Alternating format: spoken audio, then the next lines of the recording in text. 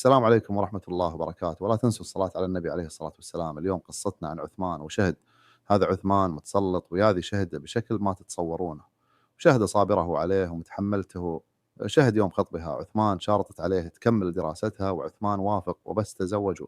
تفاجأت بأنه رفض يخليها تكمل. شهد سكتت وقالت بتكلمه في وقت ثاني، لكن رفض وقال دراسة وعندي ما في إيش ناقصك، أنا بصرف عليك. سكتت شهد وما ردت. ومن يوم ما تزوجته ولا يوم شافته حلو، كل أيامها تعاسة ويعاملها كأنها خادمة. رجع عثمان من الدوام وقام يصارخ: وين الغداء؟ ليش ما انت مجهزته وحاطته على الطاولة قبل أصل؟ قالت شهد: بيبرد، بس بدل ملابسك بيكون كل شيء جاهز. قال عثمان: ما فيك خير ولا مرة. رجعت ولقيت شيء جاهز وراح يبدل.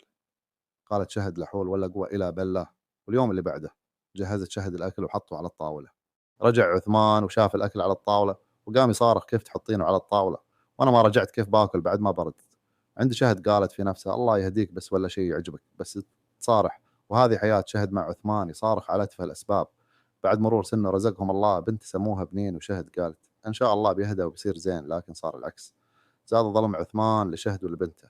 كل ما بكت بنته طرد شهد من الغرفة، وليا مرضت ما وداها الطبيب يخليها، وأهل شهد يودوها. شهد قالت لعثمان: الأسبوع الجاي زواج صديقتي وبغيتك توديني السوق، بشتري فستان للزواج. قال عثمان: ما في زواج ولا سوق، خلك في بيتك واهتمي في بنتك وزوجك. قالت شهد: هذه أقرب صديقة لي، لازم أكون أول الحضور، شلون ما أروح أزواج؟ قال عثمان: قلت لك ما في روح ولا عاد تنقين على راسي. هز في خاطر شهد: ليه ما يحس فيني؟ ليه قاسي علي وعلى بنته؟ وش سويت له؟ حسبي الله ونعم الوكيل. بعد 5 سنين من الزواج أصبح عنده شهد وعثمان 3 أولاد وبنت.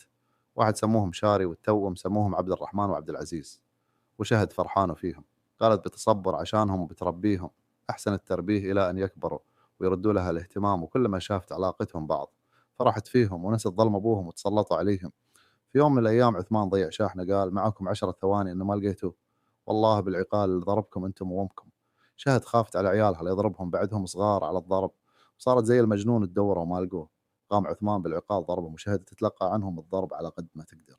وعثمان يضرب ويصارخ: وين وديتوا شاحني؟ وين بتلاقوه زي ما ضيعتوه؟ ويضرب ولا كان يضرب بشر. وشهد تتالم ولاموا عيالها لحضنها وتبكي، الين عثمان تعب من الضرب وراح. شهد تبكي من الألم وجسمها كله أثار، وعيالها حولها ويبكون ويسالوها: وين يعورك؟ قالت لهم وهي تبكي: ما يعورني شيء، ما يوجع. قالوا: أجل ليه تبكين؟ قالت: ما أبكي، هذه شعرها بعيني. قالت: بنين ماما، بابا ليه ما يحبنا وكله يضربنا ويضربك؟ قالت شهد: لا يا ماما، بابا يحبنا. مين قالك ما يحبنا؟ بس هو يعصب عنده أغراضه، ولا تلعبوا في أغراضه، ماشي يا ماما.